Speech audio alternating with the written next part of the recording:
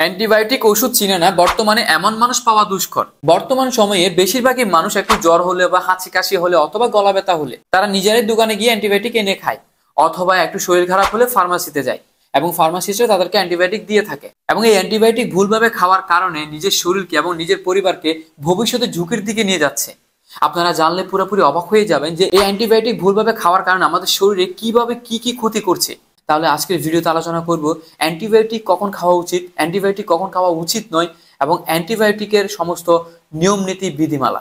নমস্কার বন্ধুরা, আমার নাম শ্রী চন্দন দাস, আমি একজন কমিউনিটি প্যারামেডিক। আমি আমার এই চ্যানেলে প্রতিদিন স্বাস্থ্যসেবা নিয়ে ভিডিও আপলোড করে থাকি এবং বিভিন্ন রোগ নিয়ে আলোচনা করে থাকি এবং কোন রোগ হলে প্রাথমিকভাবে কি পদক্ষেপ গ্রহণ করতে হবে সেই বিষয়ে আলোচনা করে থাকি। প্রথমে আমরা আলোচনা করব আসলে এই অ্যান্টিবায়োটিক কি। অনেকে মনে করে এই অ্যান্টিবায়োটিক সব রোগের ওষুধ।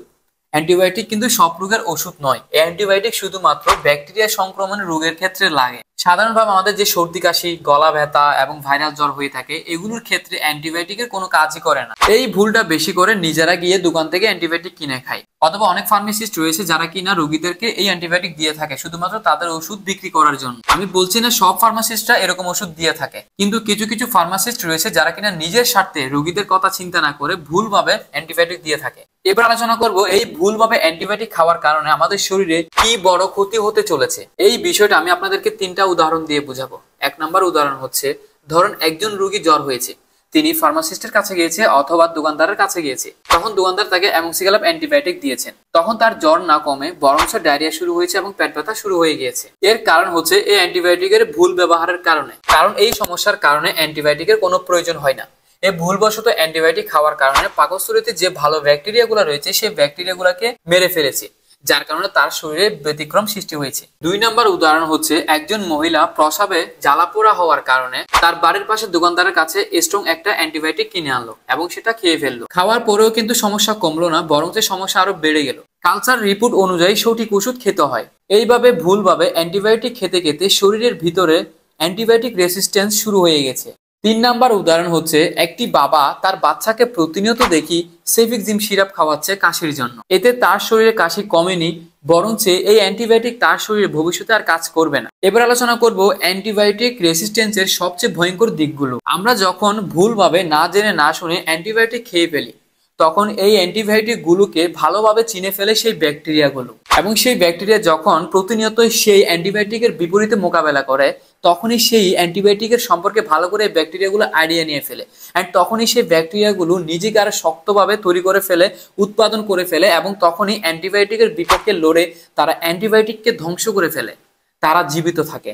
সেই ক্ষেত্রে আমাদের শরীরে অ্যান্টিবায়োটিক রেসিস্ট্যান্স শুরু হয়ে যায়। এবং এই রেসিস্ট্যান্সের সবচেয়ে ভয়ঙ্কর দিকগুলো হলো, সামান্য ইনফেকশন হলে শরীরে যে কোনো জায়গায় সেটা দিনে দিনে বড় হতে থাকে, এবং জ্বর হলে সেই জ্বরটা ক্রমান্বয়ে বাড়তে থাকে এবং সেটা সেরে যেতে অনেকদিন সময় লাগে, এবং শরীরে কোনো রোগ হলে বেশি দামি এবং বেশি শক্তিশালী ওষুধ লাগে, অথবা হাসপাতালেও ভর্তি হতে পারে। বিশ্বে প্রতি বছর হাজার হাজার মানুষ এই রেজিস্ট্যান্সের কারণে মারা যায়। প্রতিনিয়ত আমরা এই ভুলভাবে যখন অ্যান্টিবায়োটিক খেয়ে থাকি অথবা আমাদের পরিবারকে খাওয়াইতেছি, তখনই আমাদের শরীরে এই অ্যান্টিবায়োটিক রেজিস্ট্যান্স শুরু হয়ে যায়। আর পরবর্তীতে যদি কোনো রোগ হয়ে থাকে, সেই ক্ষেত্রে আমরা যদি অ্যান্টিবায়োটিক খেয়ে থাকি, আমাদের রোগগুলো ঠিক হয় না।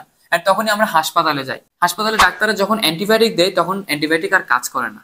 তখন তারা বুঝে যায় যে তারা অনিয়মভাবে তারা অ্যান্টিবায়োটিক খেয়েছে। তখন হাসপাতাল অনেক রোগী মারা যায় শুধুমাত্র এই অ্যান্টিবায়োটিক রেজিস্ট্যান্সের কারণে। এবার আলোচনা করব কোন কোন অবস্থায় অ্যান্টিবায়োটিক খুব বেশি প্রয়োজন। এক নম্বর হচ্ছে, ডাক্তার পরীক্ষা করে যদি ব্যাকটেরিয়া সংক্রমণ খুঁজে পায়। দুই নম্বর হচ্ছে, ইউরিন কালচার ব্লাড টেস্টের রিপোর্টে ব্যাকটেরিয়া পাওয়া গেলে। তিন নাম্বার হচ্ছে, নিউব্রন অথবা প্রেগনেন্টের পরে যদি জটিল অবস্থায় ইনফেকশন হয়ে থাকে। চার নাম্বার হচ্ছে, pneumonia, UTI, typhoid, skin infection হলে। এক কথায় বলতে গেলে বড় ডাক্তারের অনুমতি অনুযায়ী অ্যান্টিবায়োটিক খাওয়া উচিত। তার বাইরে অনিয়মভাবে অ্যান্টিবায়োটিক খেলে এটা শরীরের জন্য বিপজ্জনক। এবার আলোচনা করব কখন ভুলেও অ্যান্টিবায়োটিক খাবেন না। ধরেন ঠান্ডার কারণে সর্দি কাশি হয়েছে, অথবা ভাইরাল জ্বর হয়েছে, অথবা ডায়রিয়া, গলা ব্যথা হয়েছে, অথবা হালকা প্রস্রাবে জ্বালা এবং নরমাল স্কিন অ্যালার্জি, এগুলোর সময় কখনো অ্যান্টিবায়োটিক খাবেন না। এবার আলোচনা করব অ্যান্টিবায়োটিক খাওয়ার সঠিক নিয়মাবলী। এক নম্বর হচ্ছে, ডাক্তার না বললে কখনো অ্যান্টিবায়োটিক খাবেন না। দুই নম্বর হচ্ছে, ডোজ এবং টাইমিং কখনো নিজের মতো করে কমাবেন না। তিন নম্বর হচ্ছে, অ্যান্টিবায়োটিকের কোর্স যদি শুরু করেন সেই ক্ষেত্রে সেই কোর্সটা শেষ করবেন।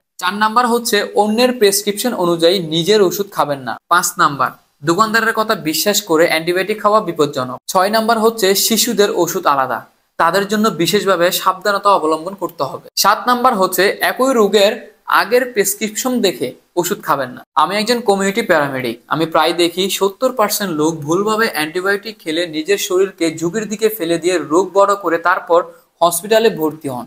তখন কিন্তু ডাক্তাররাও তার রোগের চিকিৎসা করতে পারে না। প্রথম থেকে ভুল করে আসেন নিজেরা এবং ভবিষ্যতে দোষ হয়ে যায় ডাক্তারদের। আপনি যদি চান নিজের স্বাস্থ্য এবং পরিবারের স্বাস্থ্য ঠিক রাখতে, প্রথমে ডায়াগনোসিস করবেন, তারপর সঠিক চিকিৎসা নেবেন।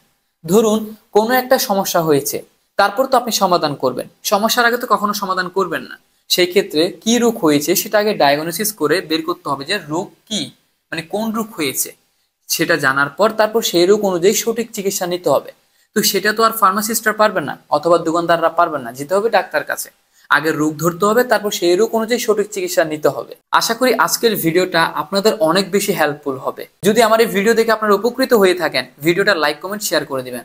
আর আপনি যদি আমার চ্যানেলে নতুন হয়ে থাকেন, চ্যানেলটা সাবস্ক্রাইব করে দিবেন। দেখা হবে পরবর্তী কোনো স্বাস্থ্যসেবা ভিডিও নিয়ে। ততক্ষণ পর্যন্ত সুস্থ থাকুন, ভালো থাকুন।